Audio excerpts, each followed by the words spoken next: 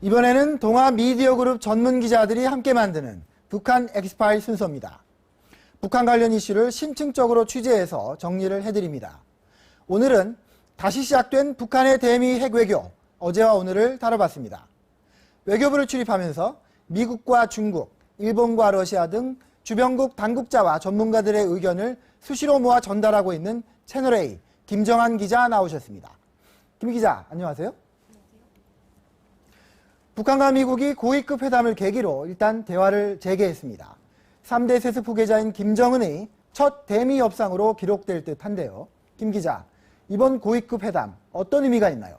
네, 지난 23일이었죠. 중국 베이징에서 열린 제3차 북미 고위급 회담은 김정은 체제 출범 이후 북한의 첫 대외 행보라는 점에서 많은 이목을 집중시켰습니다. 이번 회담에서는 북한의 우라늄 농축 프로그램 중단, 국제 원자력 기구 사찰단 복귀 등과 같은 비핵화 사전 조치, 그리고 대북 영양 지원 문제 등이 주요 의제였는데요. 김정일 국방위원장은 생전에도 대화와 도발로 강대국, 미국을 압박하는 이른바 선군 외교를 폈습니다. 그 20년의 궤적부터 준비한 영상과 함께 살펴보시겠습니다. 1993년 3월 8일 북한이 인민군 최고사령관인 김정일 명의로 준 전시 상태를 선포합니다. 4일 뒤 핵 확산 금지 조약, NPT 탈퇴를 선언하면서 제1차 북한 핵위기가 시작됩니다. 그 뒤 20년이 흐른 지금 북한 핵위기는 양적, 질적으로 악화된 상태입니다. 북한은 2006년 10월 9일 제1차 핵실험을 실시했습니다. 2009년 5월 25일에는 2차 핵실험을 성공시켰습니다. 북한은 1998년 8월 광명성 1호라고 불리는 장거리 로켓을 발사하고 2009년 4월 광명성 2호를 쏘아 올려 핵무기 운반 능력도 키운 상태입니다. 2009년에는 우라늄 농축 사실을 시인하고 다음 해에는 미국 과학자들에게 그 시설을 공개했습니다. 미국이 이끄는 국제사회는 왜 북한 핵개발 저지에 실패했을까? 북한은 대화와 도발을 번갈아 하며 시간을 끌었습니다. 약자가 취할 수 있는 가장 전략적인 방법을 택한 겁니다. 1993년 협상 테이블에 마주 앉은 북미는 1994년 제네바 합의에 이릅니다. 북한이 핵 활동을 중단하고 미국은 북한에 경수로를 지어주기로 합의했습니다. 1998년 장거리 로켓 발사로 위기를 조성한 북한은 2000년 북미 공동선언 합의에 이릅니다. 하지만 미국의 강경파 부시 행정부가 등장하자 북한은 다시 갈등을 조성했고 급기야 2003년 3월 다시 제2차 핵 갈등을 초래합니다. 2005년 9.19 공동선언과 2007년 2.13 합의로 갈등을 끝내는가 싶더니 오바마 행정부 출범 이후 다시 위기 조성에 나섭니다. 20년 동안 미국 정권 교체에 따라 당국자들이 수시로 바뀌었지만 북한 협상가들은 20년째 자리를 지키고 있습니다. 1993년 미국 협상팀 가운데 지금도 북한 문제를 다루고 있는 사람은 웬디 셔먼 국무부 부장관 정도입니다. 강석주 당시 외교부 제1부부장은 지금도 내각 부총리로 대미 정책에 관여하고 있습니다. 1999년 윌리엄 페리 대북 조정관을 맞이했던 사람은 김영철 정찰 총국장으로 올해 인민군 대장으로 승진했습니다. 북한은 미국과의 대화가 중단될 위기에 처할 때마다 지미 카터, 빌 클린턴 등 전직 대통령을 끌어들이는 초청 외교로 위기를 벗어났습니다. 북한 지도부는 미국의 적대 정책 때문에 핵 개발이 불가피하다며 책임을 미국에 떠넘기고 있습니다. 조선반도에서 평화와 안전을 교란하고 정세를 극단적인 국면으로 몰아가고 있는 기본 장본인은 바로 미국이다. 북한 지도부는 대화와 도발을 김정일 국방위원장의 치적으로 홍보하며 대미 외교를 체제 유지에 활용하고 있습니다. 대화와 도발의 사이클을 돌리며 약소국 북한이 강대국 미국을 압박하는 드문 외교 현상을 전문가들은 북한의 선군 외교라 부릅니다. 하지만 오바마 행정부 출범 이후 북한의 선군 외교는 위기에 봉착한 상태입니다. 상대방 미국과 한국의 학습 효과로 수가 모두 읽혀 대화도 도발도 그전처럼 먹혀들지 않고 있습니다. 아버지 김정일 국방위원장의 20년 선군 외교 경험을 물려받은 북한의 3대 세습 후계자 김정은. 그의 대미 외교는 어떤 모습일지 관심이 모아지고 있습니다.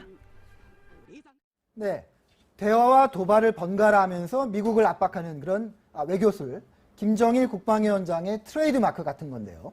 김정은 시대의 북한의 대미 핵외교, 그 패턴이 어떨지 국제사회의 시각을 좀 소개해 주십시오. 네, 먼저 러시아의 시각부터 살펴볼까요? 얼마 전 러시아의 북한 전문가죠. 안드레이 렌코프 박사를 만나 관련 주제에 대해 장시간 이야기를 나눠볼 기회가 있었습니다. 김일성 대학에서 수학했고 평양 외교공관에서도 근무한 바 있는 북한 전문가 렌코프 박사는 일단 북한의 대남 정책과 대미 정책을 구분해야 한다고 말했습니다. 자세한 이야기 함께 들어보시겠습니다. 미국하고 남한하고 구별해야 합니다. 도발이 나오자 제일 즉각적인 반응은 무엇일까요? 분노. 북한에 대해서 적대심입니다. 북한은 이 사실을 알고 있는데 제가 보니까 선거까지 남한을 중심으로 하는 도발, 연평도 사건과 같은 도발을 하지 않을 것입니다. 미국은 완전히 다른 이야기입니다. 왜? 대미국 정책은 똑같습니다.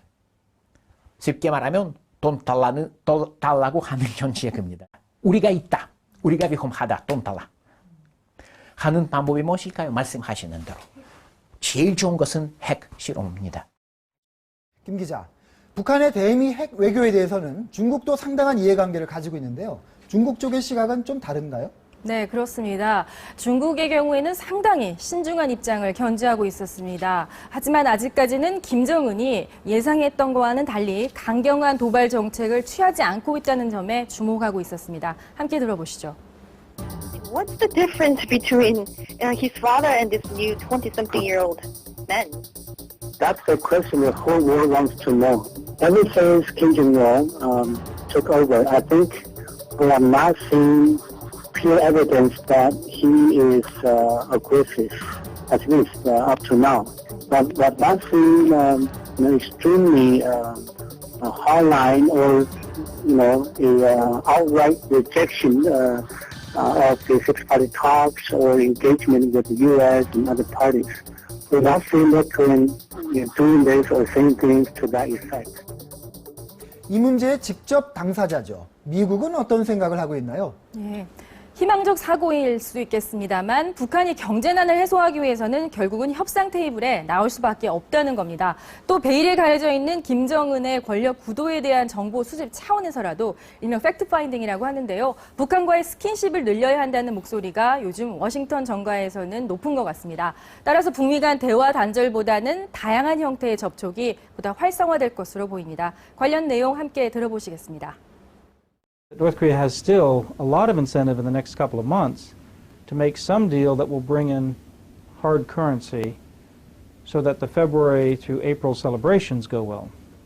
So that's why some deal is still possible, but not when you're talking about really going back to the denuclearization agreement. 김 기자, 그런데 말이죠. 김정은은 아직 나이도 어리고 경험도 일천하지 않습니까? 그래서 아버지 김정일 국방위원장이 했던 대로 선군 외교의 사이클을 자유자재로 돌리기가 어렵지 않을까 이런 생각이 드는데 어떤가요? 네, 옳은 지적이십니다. 김정은 84년생이죠. 아직 30도 되지 않았습니다. 그래서 그에 대한 답은 북한 권력 구도가 어떻게 작동하고 있느냐에 따라서 이에 대한 답이 다를 것으로 보입니다. 첫 번째 시각은 김정은은 현재 아무런 실권을 쥐고 있지 않을 것이라는 시각입니다. 김정은의 얼굴, 할아버지를 닮은 그 얼굴만이 일종의 그 정권의 연속성을 상징하는 트레이드 마크고, 따라서 장성택이나 김경희 등이 김정은 주변에서 그의 측근들이 실질적으로 지배를 하고 있다는 시각이겠죠. 이 경우에는 과거 김정일 체제에서의 사이클대로 대미 핵 외교가 굴러갈 수 있을 것으로 보입니다. 일종의 예측 가능한 일관성을 기대해 볼 수 있다는 이야기가 될 수도 있겠습니다. 김정은이 나이가 어리고 또 경험이 없기 때문에 주요 결정을 미루거나 엘리트들이 자신의 책임 소지가 두렵기 때문에 김정은에게 과감한 건의를 하지 못할 것이라는 시각도 있습니다. 따라서 대화건, 도발이건 그 진폭이 커지지 않을 수 있다는 겁니다. 서로 몸을 사린다는 표현도 아마 쓸 수 있을 것 같습니다. 세 번째는 김정은이 독자적으로 자신의 권력을 과시하기 위해서 일종의 망나니처럼 마음대로 날뛸 것이라는 시각인데요. 다시 말해 김정은이 자신의 한계를 무시하고 무모한 결정을 내릴 경우에는 대화와 도발의 강도의 그 진폭이나 속도가 빨라질 수 있다는 겁니다. 이 같은 시나리오가 만약에 현실화되면 물론 한반도 정세가 보다 불안정해질 수밖에 없겠죠. 네, 지금 말씀하신 것처럼 다양한 가능성이 존재를 하고 상황이 좀 유동적인 것 같습니다. 향후 북한의 대미 핵 외교 과정에서 한국 정부도 좀 능동적인 역할을 해야 될 텐데요. 어떻습니까? 네, 아쉽게도 당분간 북미 대화는 계속되지만 남북 관계는 경직되는 모양새가 계속될 가능성이 커 보입니다. 미국의 행정부 소식통들도 한미 관계는 어느 때보다 굳건하고 대북 정책 또한 이를 기반으로 이루어진다고 강조하면서도 남북 대화와 북미 대화가 같은 속도를 낼 필요는 없다고 말했습니다. 북한 관계자들과 민간 외교, 일명 트랙 2 차원에서 자주 접촉하는 미국의 한 외교 소식통은 이미 지난해부터 북한은 이명박 정권과는 협상하지 않겠다는 말을 들었다고 전해주기도 했습니다. 하지만 북한도 한국과의 대화 필요성은 느끼고 있습니다. 또 경제난 해소, 만만치 않은 문제죠. 금강산 관광도 해결해야 됩니다. 중국 영향력이 커지는 것을 경계하는 목소리는 북한 내에서도 존재하고 있습니다. 정부의 한 고위 소식통은 김정일 국방위원장이 사석에서는 중국에 대한 불신을 강하게 나타내곤 했다고 말하기도 했습니다. 미국 역시 북한과의 대화, 재개 필요하고 또 이를 위해서는 어느 정도의 식량 및 경제적 보상을 해줘야 되는데 그 부담을 오롯이 혼자만 안고 가기에는 부담을 느끼는 것 같습니다. 따라서 북한 또한 대미, 대남, 대화 정세 또한 그 압박 수위를 조절해서 개진해 나갈 것으로 보입니다. 북한은 핵을 포기하지 않을 것이라는 게 다수의 전문가들의 전망입니다. 핵보유국이라는 구체적인 목표를 향해 치밀하게 전진해 나가는 발걸음을 막기가 어려운 상황입니다. 여기에 김정은의 통치라는 새로운 변수가 끼어들어서 이 문제가 더 어려워진 느낌입니다.